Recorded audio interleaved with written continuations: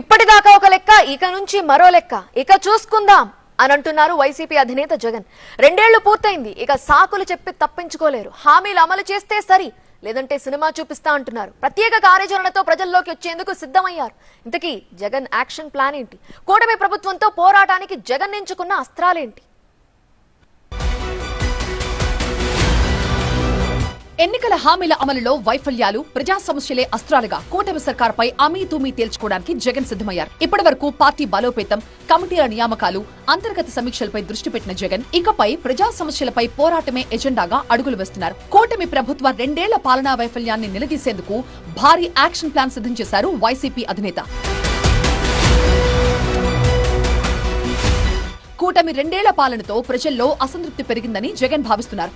ఆ వ్యతిరేకతని తనకి ఓటు బ్యాంకుగా మార్చుకునేలా రాజకీయ వ్యూహాలు రచిస్తున్నారు.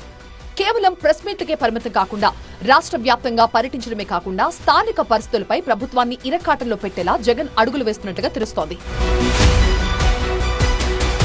కూటమి ప్రభుత్వ పాలనపై వేచి చూసే ధోరణి ఇకపై ఉండబోదంటున్నారు జగన్. స్థానిక సమస్యలపై ఎప్పటికప్పుడు పోరాటం చేయాలంటూ ఇప్పటికే పార్టీ నేతలకు దిశానిర్దేశం చేశారు.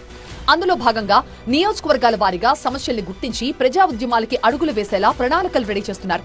ఇప్పటికే 2 ఏళ్లుగా అనేక పోరాటాలను చేపట్టిన జగన్ ఇప్పుడు అందుకు భిన్నంగా మరో కార్యాచరణ చేపడుతున్నారు.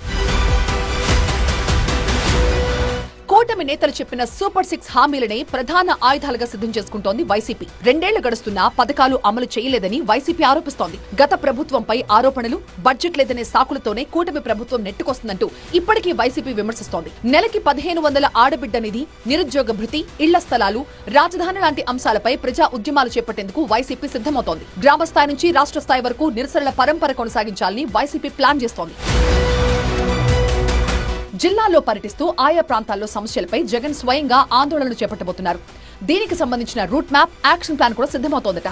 ప్రభుత్వ వైఫల్యాలని ఎండగట్టడంతో పాటు కూటమి నేతల అవినీతి, ఇసుక, మద్యం పాలసీలో అక్రమాలని ప్రజల ముందు ఉంచేందుకు ఐటీ వింగ్, సోషల్ మీడియా విభాగాలు కూడా రంగంలోకి దిగబోతున్నాయి. ప్రజల తరపున బలంగా నిలబడితేనే మళ్లీ పార్టీకి పూర్వ వైభవం సాధ్యమని జగన్ భావిస్తున్నారు. అందుకు తగ్గట్టుగానే పార్టీ శ్రేణులు సైతం డూ ఆర్ డై అన్నట్లుగా పోరాటానికి సిద్ధం చేస్తున్నారు.